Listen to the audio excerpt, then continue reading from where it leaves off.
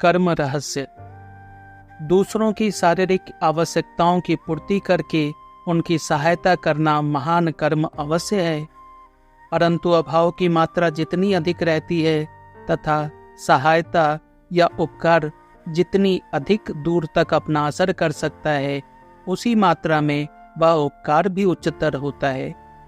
यदि एक मनुष्य के अभाव 1 घंटे के लिए हटाए जा सके तो यह उसकी सहायता अवश्य है, और यदि 1 साल के लिए हटाए जा सके तो यह उससे भी अधिक सहायता है। और यदि उसके अभाव सदा के लिए दूर कर दिए जाएं तो सचमुच वह उसके लिए सबसे अधिक सहायता होगी। केवल आध्यात्मिक ज्ञान ही ऐसा है जो हमारे दुखों को सदा के लिए नष्ट कर दे सकता है। अन्य किसी प्रकार के ज्ञान से तो हमारी आवश्यकताओं की पूर्ति केवल अल्प समय के लिए ही होती है। केवल आध्यात्म विषयक ज्ञान द्वारा ही हमारी अभाव वृत्ति तक का सदा के लिए अंत हो सकता है। अतएव किसी मनुष्य की आध्यात्मिक सहायता करना ही उसकी सबसे बड़ी सहायता करना है, और जो मनुष्य को पारमार्थिक ज्ञान दे सकता है वही मानव समाज का सबसे बड़ा हितैषी है। हम देखते भी हैं कि जिन व्यक्तियों ने मनुष्य की आध्यात्मिक सहायता की है वे ही वास्तव में महान शक्तिशाली थे। कारण यह है कि आध्यात्मिकता ही हमारे जीवन के समस्त कृत्यों का सच्चा आधार है। आध्यात्मिक शक्तिशाली पुरुष चाहे तो किसी भी विषय में क्षमता संपन्न हो सकता है, और जब तक मनुष्य में आध्यात्मिक बल नहीं आता तब तक उसकी भौतिक आवश्यकताएं भी तो भली भांति तृप्त नहीं हो सकती। आध्यात्मिक सहायता से नीचे है बौद्धिक विकास में सहायता करना, पर साथ ही यह ज्ञान दान, भोजन तथा वस्त्र के दान से कहीं श्रेष्ठ है। इतना ही नहीं वरन प्राण दान से भी उच्च है, क्योंकि ज्ञान ही मनुष्य का प्रकृत जीवन है। अज्ञान ही मृत्यु है और ज्ञान जीवन। यदि जीवन अंधकार में है और अज्ञान तथा क्लेश में बीतता है तो वास्तव में ऐसे जीवन का मूल्य कुछ भी नहीं। ज्ञान दान से नीचे है शारीरिक सहायता का दान। अतएव हमारे सम्मुख जब दूसरों की सहायता का प्रश्न उपस्थित हो तो हमें इस भूल धारणा से सदा बचे रहने का प्रयत्न करना चाहिए कि शारीरिक सहायता ही एकमात्र सहायता है। वास्तव में शारीरिक सहायता तो सब सहायताओं में केवल अंतिम ही नहीं वरन निम्नतम श्रेणी की भी है, क्योंकि इसके द्वारा चिर तृप्ति नहीं हो सकती। भूखे रहने से जो कष्ट होता है उसका परिहार भोजन कर लेने से ही हो जाता है, परंतु वह भूख पुनः लौट आती है। हमारे क्लेशों का अंत तो केवल तभी हो सकता है जब हम तृप्त होकर सब प्रकार के अभावों से परे हो जाएं। तब क्षुधा हमें पीड़ित नहीं कर सकती और न कोई क्लेश अथवा दुख ही हमें विचलित कर सकता है। अतएव जो सहायता हमें आध्यात्मिक बल देती है वह सर्वश्रेष्ठ है। उससे नीचे है बौद्धिक अथवा मानसिक सहायता, और सबसे नीचे है शारीरिक सहायता का स्थान। केवल शारीरिक सहायता द्वारा ही संसार के दुखों से छुटकारा नहीं हो सकता। जब तक मनुष्य का स्वभाव ही परिवर्तित नहीं हो जाता तब तक ये शारीरिक आवश्यकताएं सदा बनी ही रहेंगी, और फलस्वरूप क्लेशों का सदैव अनुभव भी होता रहेगा। कितनी भी शारीरिक सहायता उनका पूर्ण उपचार नहीं कर सकती। इस दुख समस्या की केवल एक ही मीमांसा है, और वह है समस्त मानव जाति को पवित्र कर देना। अपने चारों ओर हम जो दुख क्लेश देखते हैं उन सब का केवल एक ही मूल कारण है, अज्ञान। मनुष्य को ज्ञान लोक दो, उसे आध्यात्मिक बल संपन्न करो। यदि हम यह करने में समर्थ हों, यदि सभी मनुष्य पवित्र आध्यात्मिक बल संपन्न और सुशिक्षित हो जाएं, केवल तभी संसार में से दुख का अंत हो सकेगा, अन्यथा नहीं। देश के प्रत्येक घर को हम सदावर्त में भले ही परिणत कर दें, देश को अस्पतालों से भले ही भर दें, परंतु जब तक मनुष्य का चरित्र परिवर्तित नहीं होता तब तक दुख क्लेश बना ही रहेगा। भगवत गीता में हमें इस बात का बारंबार उपदेश मिलता है कि हमें निरंतर कर्म करते रहना चाहिए। कर्म स्वभावतः ही सत असत से मिश्रित होता है।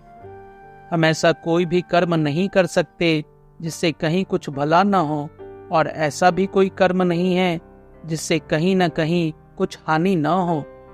प्रत्येक कर्म अनिवार्य रूप से गुण दोष से मिश्रित रहता है, परंतु फिर भी शास्त्र हमें सतत कर्म करते रहने का ही आदेश देते हैं। सत और असत दोनों का अपना अलग अलग फल होगा। सत कर्मों का फल सत होगा और असत कर्मों का फल असत, परंतु सत और असत दोनों ही आत्मा के लिए बंधन स्वरूप हैं। इस संबंध में गीता का कथन है कि यदि हम अपने कर्मों में आसक्त न हो तो हमारी आत्मा पर किसी प्रकार का बंधन नहीं पड़ सकता। अब हम देखेंगे कि कर्मों में अनासक्ति का तात्पर्य क्या है। गीता का मूल सूत्र यह है कि निरंतर कर्म करते रहो, परंतु उसमें आसक्त मत हो जाओ। जिस ओर मन का विशेष झुकाव होता है, स्थूल रूप से उसे ही संस्कार कह सकते हैं।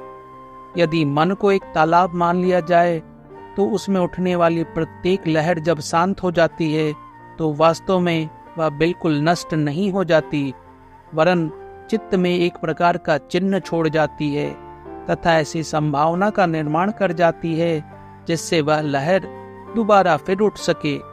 इस चिन्ह तथा इस लहर के फिर से उठने की संभावना को मिलाकर हम संस्कार कह सकते हैं। हमारा प्रत्येक कार्य, हमारा प्रत्येक अंग संचालन, हमारा प्रत्येक विचार हमारे चित्त पर इसी प्रकार का एक संस्कार छोड़ जाता है। और यद्यपि ये संस्कार ऊपरी दृष्टि से स्पष्ट न हो, तथापि ये अज्ञात रूप से अंदर ही अंदर कार्य करने में विशेष प्रबल होते हैं। हम प्रति मुहूर्त जो कुछ हैं वह इन संस्कारों के समुदाय द्वारा ही नियमित होता है। मैं इस मुहूर्त जो कुछ हूँ वह मेरे अतीत जीवन के समस्त संस्कारों का प्रभाव है। इसे ही प्रकृत दृष्टि से चरित्र कहते हैं, और प्रत्येक मनुष्य का चरित्र इन संस्कारों की समष्टि द्वारा ही नियमित होता है। यदि शुभ संस्कारों का प्राबल्य रहे तो मनुष्य का चरित्र अच्छा होता है, और यदि अशुभ संस्कारों का तो बुरा। यदि एक मनुष्य निरंतर बुरे शब्द सुनता रहे, बुरे विचार सोचता रहे, बुरे कर्म करता रहे, तो उसका मन भी बुरे संस्कारों से पूर्ण हो जाएगा, और बिना उसके जाने ही वे संस्कार उसके समस्त विचारों तथा कार्यों पर अपना प्रभाव डाल देंगे। असल में ये बुरे संस्कार निरंतर अपना कार्य करते रहते हैं। अतएव बुरे संस्कार संपन्न होने के कारण उस व्यक्ति के कार्य भी बुरे होंगे, वह एक बुरा आदमी बन जाएगा। इसके सिवाय अन्यथा होना असंभव है। ये बुरे संस्कार उसमें दुष्कर्म करने की प्रबल प्रवृत्ति उत्पन्न कर देंगे। वह तो इन संस्कारों के हाथ का एक यंत्र सा होकर रह जाएगा। वे उसे बलपूर्वक दुष्कर्म करने के लिए बाध्य करेंगे। इसी प्रकार यदि एक मनुष्य अच्छे विचार रखे और सत्कार्य करे तो उसके इन संस्कारों का प्रभाव भी अच्छा ही होगा, तथा उसकी इच्छा न होते हुए भी वे उसे सत्कार्य करने के लिए प्रवृत्त करेंगे। जब मनुष्य इतने सत्कार्य एवं सत चिंतन कर चुकता है कि उसकी इच्छा न होते हुए भी उसमें सत्कार्य करने की एक अनिवार्य प्रवृत्ति उत्पन्न हो जाती है, तब फिर यदि वह दुष्कर्म करना भी चाहे तो इन सब संस्कारों की समष्टि स्वरूप उसका मन उसे ऐसा करने से फौरन रोक देगा। इतना ही नहीं, वरन उसके ये संस्कार उसे उस मार्ग पर से हटा देंगे। तब वह अपने सत संस्कारों के हाथ एक कठपुतली जैसा हो जाएगा। जब ऐसी स्थिति हो जाती है तभी उस मनुष्य का चरित्र गठित कहलाता है। जिस प्रकार कछुआ अपने सब अंगों को खपड़े के अंदर समेट लेता है और तब उसे चाहे हम मार ही क्यों न डाले, उसके टुकड़े टुकड़े ही क्यों न कर डाले, पर वह बाहर नहीं निकलता, इसी प्रकार जिस मनुष्य ने अपने मन एवं इंद्रिय को वश में कर लिया है उसका चरित्र भी सदैव स्थिर रहता है। वह अपनी आभ्यंतरिक शक्तियों को वश में रखता है और उसकी इच्छा के विरुद्ध संसार की कोई भी वस्तु उसके मन पर कार्य नहीं कर सकती। मन के ऊपर इस प्रकार सद्विचारों एवं सुसंस्कारों का निरंतर प्रभाव पड़ते रहने से सत् कार्य करने की प्रवृत्ति प्रबल हो जाती है। इसके फलस्वरूप हम इंद्रियों यानी कर्मेंद्रिय तथा ज्ञानेंद्रिय दोनों को वश में करने में समर्थ होते हैं। तभी हमारा चरित्र प्रतिष्ठित होता है, तभी हम सत्य लाभ कर सकते हैं। ऐसा ही मनुष्य सदैव निरापद रहता है और इससे किसी भी प्रकार की बुराई नहीं हो सकती। वह फिर कहीं भी रहे, उसके लिए कोई धोखा नहीं है। उन शुभ संस्कारों से संपन्न होने की अपेक्षा एक और भी अधिक उच्चतर अवस्था है, और वह है मुक्ति लाभ की इच्छा। तुम्हें यह स्मरण रखना चाहिए कि सभी योगों का ध्येय आत्मा की मुक्ति है और प्रत्येक योग समान रूप से उसी ध्येय की ओर ले जाता है। भगवान बुद्ध ने ध्यान से तथा ईसा मसीह ने प्रार्थना द्वारा जिस अवस्था की प्राप्ति की थी, मनुष्य केवल कर्म द्वारा भी उस अवस्था को प्राप्त कर सकता है। बुद्ध ज्ञानी थे और ईसा मसीह भक्त, पर वे दोनों एक ही ध्येय को पहुंचे थे। मुक्त का अर्थ है संपूर्ण स्वाधीनता।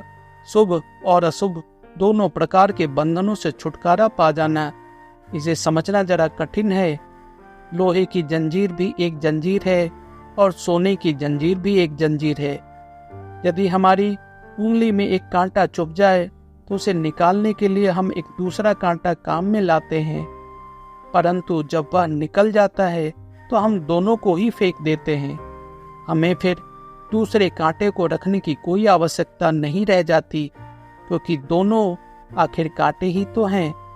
इसी प्रकार कुसंस्कारों का नाश शुभ संस्कारों द्वारा करना चाहिए और मन के खराब विचारों को अच्छे विचारों द्वारा दूर करते रहना चाहिए, जब तक कि समस्त कुविचार लगभग नष्ट न हो जाएं अथवा पराजित न हो जाएं या वशीभूत होकर मन में कहीं एक कोने में न पड़े रह जाएं।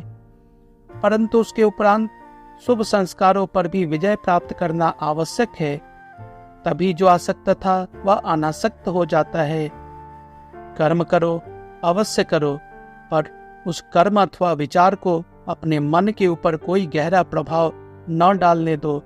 लहरें आएं और जाएं, मांसपेशियों और मस्तिष्क से बड़े बड़े कार्य होते रहें, पर देखना वे आत्मा पर किसी प्रकार का गहरा प्रभाव न डालने पाए।